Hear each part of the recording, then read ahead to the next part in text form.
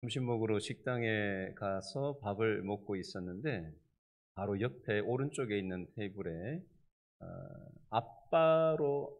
아버지로 친정아버지로 보이는 아버지와 결혼한 딸로 보이는 딸이 아빠와 딸이 같이 마주보고 앉아서 식사를 하고 있었어요.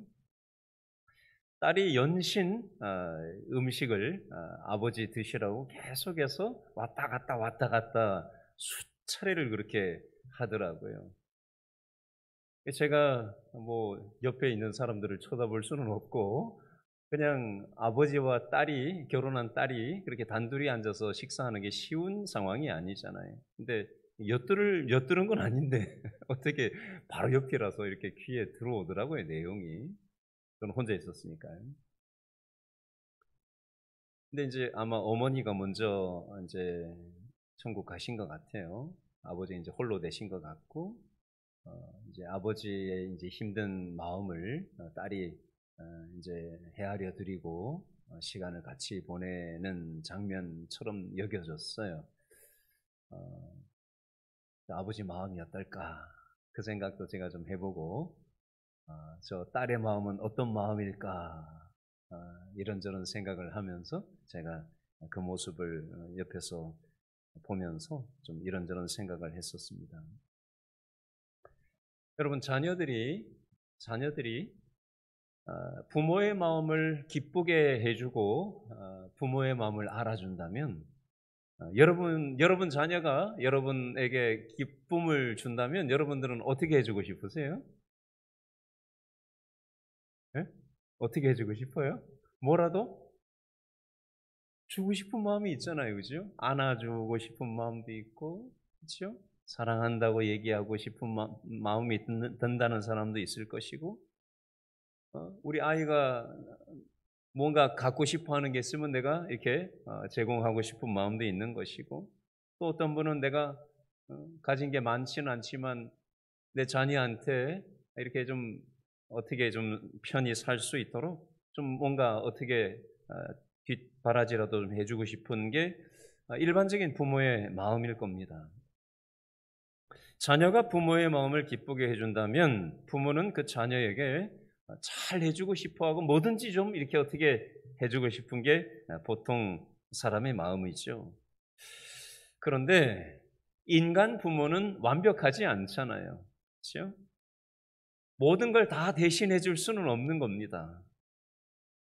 마음은 원이지만 실제 그렇게 해 주지 못하는 어떤 부분들이 있잖아요. 자, 그렇지만 하나님께서는 우리 부족한 인간 부모와 달라요.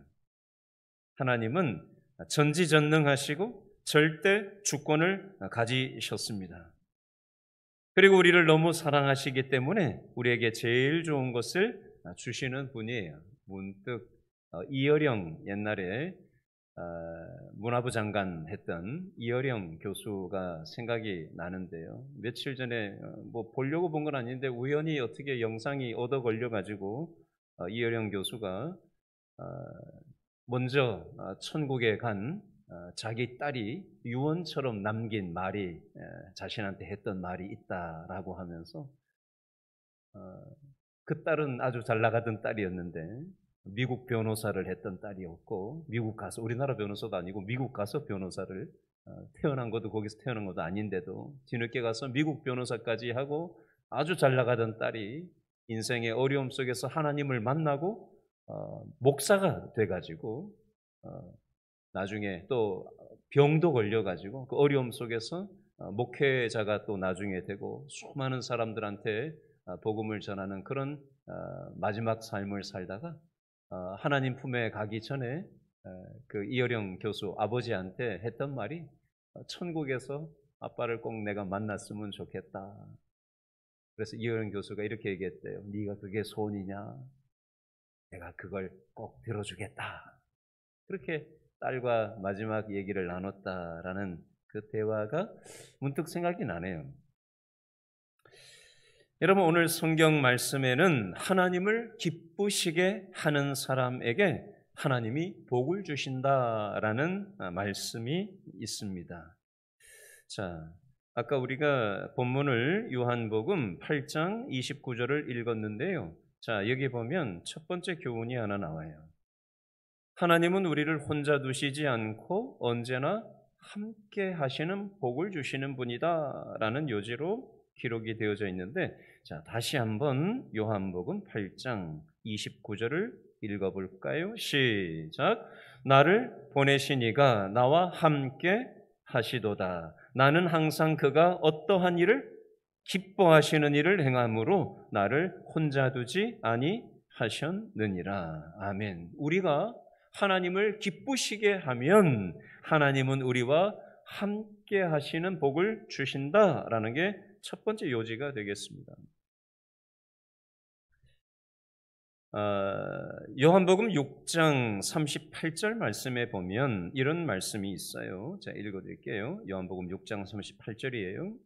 내가 하늘에서 내려온 것은 내 뜻을 행하려 함이 아니요 나를 보내신 이의 뜻을 행하려 함이니라. 예수님이 이 땅에 오신 목적이 뭐냐?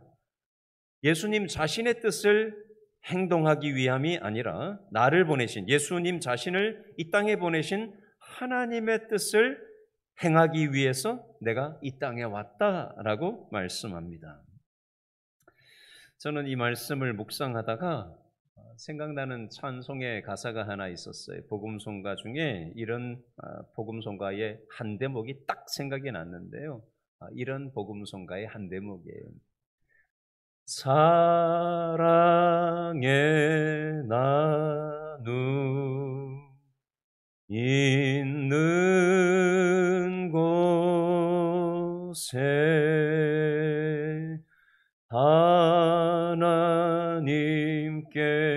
하나님께서 계시도다. 하나님이 어떤 곳에 계시다고요? 사랑의 나눔이 있는 곳에 하나님이 함께 하신다라는 찬송의 가사예요. 오늘 제가 아는 목사님들 단체 카톡방에 사진이 한 장 딱 올라왔어요. 무슨 사진이냐면요. 저하고 동갑내기 목사님인데 최근에 위암 수술을 받으신 저하고 동갑내기 목사님이 계셔요. 그래서 지금 사역을 하다 말고 시골 고향으로 내려가서 지금 회복 중에 있는데 집도 멀어요. 문경이에요. 문경. 그런데 서울에서 목회하시는 두 분이 단체 카톡방에 들어와 있는 그 목사님 두 분이 문경까지 이제 바쁜 목회 일정에도 불구하고 그곳까지 힘들어할 그 같은 동료 목사를 위로하려고 거기 문경까지 이제 간 거예요. 그래서 세 사람이 씩 웃으면서 사진을 찍어가지고 이제 단체 카톡방에 그걸 딱 올린 거예요. 그리고 이제 고기를 먹으러 간다고 고기도 이제 굽는 모습도 보여주고 환하게 이렇게 웃는 모습을 올렸더라고요. 제가 그 모습을 보고 마음이 짠했어요. 여러분, 이게 남 얘기이기 때문에 별로 실감이 안 나지만 그 당사자, 내 자신이 그 당사자라고 생각해 보세요.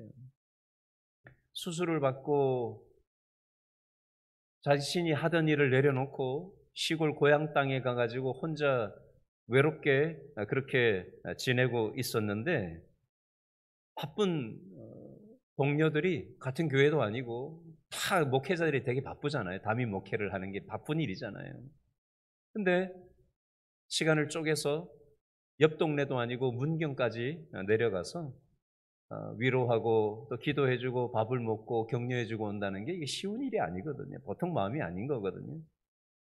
당사자, 제가 봐도 이렇게 참 흐뭇하고 참 귀하고 그런데 그 수술을 직접 한 그 목사님 마음이 얼마나 위로가 됐겠나, 얼마나 힘이 됐겠나. 그분들의 위로를 통해서 또 단체 카톡방에서 또 여러 또 목사님들이 또 서로 격려하고 위로하고 힘내라고 하고 그렇게 하는 걸 통해서 그분이 또 감사하다고 그렇게 또 장문의 문자를 이렇게 올리는 걸 이렇게 함께 보면서 감사한 마음이 있었습니다. 이게 사랑의 나눔이 있는 곳에 하나님이 함께 하시는 거 아닐까? 이런 생각을 문득 해보게 됐습니다. 하나님이 이 땅에, 예수님이 이 땅에 오신 것은 내 뜻이 아니라 하나님의 뜻을 행하기 위해서 오셨다고 했어요. 하나님을 우리가 기쁘시게 하면서 살면 하나님께서 하나님을 기쁘시게 하면서 살려고 하는 사람들의 그 삶의 족적 속에 하나님이 함께 역사하신다라는 것입니다. 창세기 26장 말씀에 보면 이삭이라는 인물이 나오죠. 아브라함의 아들 이삭이 나오죠. 이삭도 살다가 인생의 흉년을 만났어요. 아버지 아브라함은 흉년을 만났을 때 기도도 안 해보고 그냥 일자리 찾아서 물 있는 곳인 이집트 애굽 땅으로 내려갔죠. 그런데 이삭은 흉년이 들었을 때 하나님 말씀에 순종해서 애굽으로 내려가지 말라는 하나님의 말씀에 순종해서 애굽으로 내려가지 않고 그랄 지방에 거했다라고 되어 있습니다. 근데 여기서도 또 어려움을 겪습니다. 농사 짓고 먹고 살려면 우물을 파야 되거든요. 우리나라는 뭐 상수도가 다 돼 있어서 물 걱정이 별로 없고 강릉 같은 데나 이번에 큰 어려움을 겪었지만 우리는 물 걱정 없이 사는데 중동 지역 요즘도 아프리카 땅 같은 데 가면 우리 길신교회에서도 우물 파기 그 사역에 동참했었잖아요. 그죠? 우물 파는 바자회 해가지고 여전도회 중심으로 해서 교인들이 십시일반해서 그걸 가지고 우리가 아프리카에 우물 파는 사역에 참여했던 적이 있었잖아요. 과거에. 이 이삭이 농사 짓기 위해서 우물을 파놓으면은 사람들이 이거 내 거? 그러고 챙겨버리고 또 저쪽 가서 또 우물 파놓으면은 이거 우리 거? 그러고 하고 양보하고 양보하면서 하나님의 말씀에 순종하는 모습이 이 이삭에게 있었습니다. 이 모습을 하나님이 기뻐하셨을까요? 어땠을까요? 하나님이 기뻐하셨습니다. 인간적으로는 죽을 맛인데 남 얘기니까 별로 실감이 안 나죠. 여러분, 양보한다는 건 쉬운 일이 아닙니다. 양보한다는 거 쉬운 거 아니에요. 근데 이삭은 양보하고 말이 쉬워서 그냥 양보하고 그랬나 보다 이러고 하지. 자기 재산을 양보하고 뭐 돈 몇 푼 양보하는 게 아니에요. 우물은 완전히 생존이 걸린 문제입니다. 이 동네에서. 근데 그걸 한 번도 아니고 재정과 생존이 걸린 결부된 이 일을 양보하고 또 양보하고 수차례 양보한다는 거, 이건 믿음 없이는 할 수 없는 거고, 그 믿음의 행동으로 양보하는 모습이 하나님을 기쁘시게 했어요. 그래서 그 이후에 보면 야곱이 그해 농사를 지었는데 100배의 축복을 받았다는 표현이 성경에 나옵니다. 이때 그랄 땅의 왕이 이삭을 찾아와서 뭐라고 얘기를 하냐면 여호와께서 너와 함께 계심을 우리가 분명히 보았도다 이렇게 얘기합니다. 우리로 치면 교회도 안 다니는 사람이 교회 다니는 이삭이 믿음으로 양보한 걸 다 지켜봤거든요. 근데 하나님께서 쏟아부어 주시는 은혜가 벌어지는 걸 보니까 이건 인간이 한 게 아니다. 하나님이 도와주시지 않으면 저런 일이 일어날 수 없다는 걸 교회 안 다니는 사람이 인정을 하는 거예요. 내가 분명히 보았다. 하나님이 당신 이삭을 도와준 걸 내가 분명히 똑똑히 보았다. 이렇게 얘기를 하는 겁니다. 여러분, 요셉의 삶을 봐도 비슷한 원리가 있어요. 자신을 인신매매한 형들을 힘이 없었을 때 요셉은 형들이 자기를 인신매매할 때 아무런 힘을 발휘할 수 없었어요. 그런데 요셉이 이제 이집트의 2인자가 됐단 말이에요. 세계 최대 제국의 2인자 자리까지 올랐단 말이에요. 그런데 형들이 지금 자기 앞에 와 있다는 거예요. 왼수들이 자기 앞에 있는 거예요. 그러면 일반적이라면 어떻게 해야 맞아요? 그 엄청난 이집트 제국의 총리의 권력을 가지고 형들을 족쳐도 누가 뭘 할 사람이 없어요. 그런데 요셉은 그렇게 하지 않고 요셉은 그 형들을 용서해 줍니다. 아버지가 죽고 난 다음에 방패막이 아버지가 이제 죽고 난 다음에 이 요셉 동생이 이제 아버지 때문에 참고 있다가 아버지 돌아가시고 장례 다 끝났으니까 이제 우리를 가만 내버려두지 않을 거다. 우리가 인신매매를 해서 그렇게 괴롭게 살게 했기 때문에 분명히 우리한테 원한을 갚을 거다라고 생각하고 우리 좀 잘 봐달라고 얘기를 했는데 형들 걱정하지 마시라고. 하나님이 주시는 그 기준을 가지고 형들이 나한테 어떻게 했냐 말았냐에 의해서 요셉은 행동한 게 아니라 하나님께서 자신한테 베푸신 사랑이 기준이 되어서 형들이 자신한테 몹쓸 짓을 했지만 그 형들을 용서하는 모습이 나옵니다. 요셉은 억울한 일을 많이 당했어요. 하지도 않은 범죄 누명을 뒤집어 쓰고 감옥까지 또 가게 되잖아요. 그러나 하나님께서는 하나님을 어떤 상황에서든지 기쁘게 해드리려고 하는 중심이 있었던 요셉의 삶을 하나님께서는 복 주셔서 이집트의 총리에까지 이르게 하시고 감옥 속에서도 함께 하시고 인신매매를 당해서 남의 집살이를 해도 그곳에서도 함께 하시는 것입니다. 여러분, 저와 여러분도 마찬가지 이치예요. 인생에 살다 보면 별의별 일들이 다 있습니다. 그러나 어떤 형편 속에서든 하나님을 기쁘시게 해드리려고 하는 그 마음의 동기를 가지고 우리가 하나님 뜻대로 순종하면 하나님께서 모든 것이 합력하여 선을 이루게 하시고 하나님께서 축복을 허락하신다라는 사실을 우리가 기억했으면 좋겠어요. 두 번째, 저를 따라 하시겠어요? 하나님은 하나님을 기쁘시게 하는 사람에게 기도 응답을 주십니다. 자, 근거 구절이 요한 1서 3장 22절인데요. 읽어드리겠습니다. 무엇이든지 구하는 바를 그에게서 받나니 이는 우리가 그의 계명을 지키고 그 앞에서 기뻐하시는 것을 행함이라. 우리가 하나님의 계명을 지키고 하나님 앞에서 기뻐하시는 일을 행하면 하나님께서는 무엇이든지 구하는 바를 하나님께서는 기도 응답을 주신다라는 말씀이 되겠습니다. 요한 1서 3장 23절 24절 말씀에 보니까 그의 계명은 이것이니 곧 그 아들 예수 그리스도의 이름을 첫 번째 믿고 두 번째 그가 우리에게 주신 계명대로 서로 사랑할 것이니라. 예수님을 믿고 예수님의 계명대로 사랑하면서 살면 하나님께서 이것을 기뻐하시고 기도를 응답하신다라는 영적 원리입니다. 예를 들겠습니다. 미국 북동부 지역에 가면 메릴랜드주라고 있는데 거기 장로님 중에 다니엘 명이라는 이름의 장로님이 계셔요.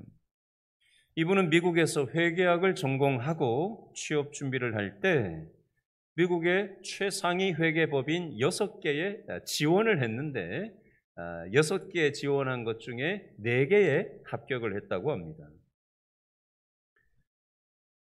근데 6개 회계법인 중에 1등 회계법인이 있었는데 거기도 합격을 한 거예요. 그런데 그렇게 모든 회계 쪽 일을 하려고 하는 사람이 꿈의 직장으로 생각했던 그 회계법인에 이제 합격을 했는데 문제가 있었습니다. 주일에도 일해야 된다라는 조건이 그 1등 회계법인에 딱 달려 있었던 거예요. 이 조건을 듣고 이 다니엘 명 장로님께서 주일을 내가 지키지 못한다면 나 그 직장 안 가겠다라고 거절을 했답니다. 그랬더니 친구들이 어리석다고 비난을 했답니다. 그리고는 이 6개 회계 법인 중에 6번째 제일 못한 회계 법인에서 만나자는 연락이 왔다고 합니다. 면접 책임자가 어떤 조건을 이면 자기네 회계 법인에 오겠냐고 물었다고 해요. 단일명 장로님이 뭐라고 얘기를 했냐면, 주의를 지키게 해주면 내가 이 회계법인에 들어가겠습니다 라고 얘기를 했답니다. 그래서 이 회사에서 허락을 하고 그렇게 6번째 회계법인에 이제 들어가게 됐다는 거예요. 그랬더니 친구들이 이 친구 제정신이 아니라고 또 비난을 하더랍니다. 그리고 난 다음에 회사 생활을 하다가 얼마 되지 않았는데, 얼마 뒤에 그 1등 회계법인이 부도가 났답니다. 그리고 나서 이 장로님이 다니던 6번째 회계법인이 바로 위에 순위였던 5번째 법인하고 합병을 했답니다. 그래서 규모가 1등 회계법인이 됐대요. 여러분, 이것을 우연히 그렇게 어쩌다 보니까 됐다라고 여길 수도 있겠지만, 어떻게 하면 하나님이 기뻐하시는 결정을 할 건가? 연봉 많이 주는 데를 선택한 것이 아니라 하나님을 기쁘시게 하는 것을 선택한 이 장로님의 그 중심을 보시고 하나님께서 복을 허락하여 주셨다라고 우리는 생각을 해볼 수가 있는 것입니다. 저와 여러분도 마찬가지예요. 우리도 나를 기쁘게 하는 결정이 아니라 어떻게 하면 하나님을 기쁘시게 할까라고 생각하고 우리가 결정을 하면 하나님께서 우리의 필요를 채우시고 하나님께서 기도를 응답하신다라는 것입니다. 세 번째 원리를 저를 한번 따라해 보시기 바랍니다. 우리의 행동이 하나님을 기쁘시게 하면 우리의 원수하고도 화목하게 해주십니다. 잠언 16장 7절에 보니까 사람의 행위가 여호와를 기쁘시게 하면 그 사람의 원수라도 그와 더불어 화목하게 하시느니라, 이런 표현이 있어요. 원수를 사랑하고 원수를 위해서 축복해 주면 하나님이 그것을 기뻐하신다는 것입니다. 요한일서 3장 10절 말씀에 보면 이런 말씀이 있어요. 이러므로 하나님의 자녀들과 마귀의 자녀들이 드러나나니 무릇 의를 행하지 아니하는 자나 또는 그 형제를 사랑하지 아니하는 자는 하나님께 속하지 아니하니라, 이런 말씀이 있습니다. 형제를 사랑하지 않는다면 하나님께 속하지 아니하니라 라고까지 표현을 하는 것입니다. 또 한 구절이 있어요. 마태복음 6장 14절 15절입니다. 너희가 사람의 잘못을 용서하면 너희 하늘 아버지께서도 너희 잘못을 용서하시려니와 너희가 사람의 잘못을 용서하지 아니하면 너희 아버지께서도 너희 잘못을 용서하지 아니하시리라. 아멘. 최근에 우리 교회 성도님 한 분이 저에게 이것과 관련해서 이렇게 얘기하시는 분이 계셨어요. 목사님, 제가 기도하는데 어떤 분을 위해서 하나님께서 기도할 마음을 주셔서 그분을 위해서 기도하고 있습니다. 나한테 그런 얘기를 하세요. 제가 이제 그 내용을 이제 알잖아요. 본인한테 편치 않게 했는데도 불구하고 하나님께서 기도하는 중에 그 영혼을 품고 기도할 마음을 주셔서 그 영혼을 용서하며 축복하며 그 영혼을 위해서 기도하고 있다는 요지의 내용이었어요. 오늘 저도 이 대목을 준비하다가 제가 설교 준비를 딱 잠깐 멈추고 저도 기도했어요. 하나님이 생각나게 하는 어떤 사람이 있어서 하나님 용서합니다. 축복합니다. 하나님 도와주세요. 그렇게 짧게 기도를 했습니다. 여러분, 혹시 용서하지 못하는 마음이 있으면 내 마음이 치욕이 되고 맙니다. 그러나 우리가 용서하고 축복하기 시작하면 내 마음이 먼저 풀어지고 천국이 임하게 되어져 있는 것입니다.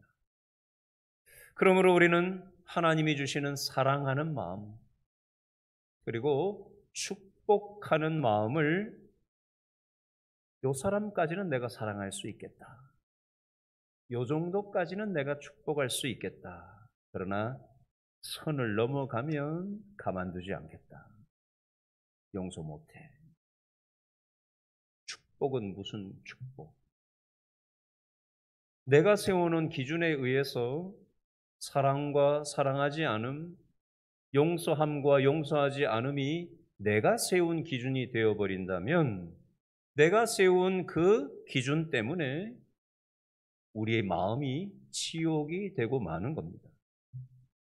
하나님의 뜻대로 하나님을 기쁘시게 하면서 우리가 순종할 때 우리 마음에 우리가 죽고 나서만 천국 가는 게 아니에요. 이 땅에서도 하나님의 뜻대로 계명대로 실천하며 살면 우리 마음에 천국이 올 수도 있고 지옥이 올 수도 있습니다. 현재적으로도. 미래적인 천국 지옥만 있는 게 아니에요. 현재적으로도 천국 지옥이 있을 수 있습니다. 이 대목을 묵상을 하는데 찬송가가 생각이 났어요. 찾아봤더니 436장 3절 가사더라고요. 이 부분이 생각났어요. 죄인도 원수도 친구로 변한다. 산천도 초목도 새 것이 되었고 죄인도 원수도 친구로 변한다. 새 생명 얻은 자 영생을 누리니 주님을 모신 맘 새 하늘이로다. 누구를 모신 마음이요? 주님을 모신 마음에 새 하늘, 새 생명, 영원한 생명을 누리게 되고 산천도 초목도 새 것으로 바뀌어지는 그 놀라운 하나님의 변화의 역사가 내 마음속에 일어난다라고 되어져 있습니다. 상황이 먼저 바뀌는 게 아니에요. 상대방이 먼저 바뀌는 게 아닙니다. 내 마음이 먼저 변해야 변화 역사가 나타나는 거지. 내 마음은 지옥인데 무슨 변화가 일어나겠어요. 믿음의 마음으로 내 마음이 갈아엎어져야 사람과의 인간관계가 풀어지고 상황이 변화될 수 있는 것입니다. 오늘 말씀을 생각하면서 우리가 기도했으면 좋겠습니다.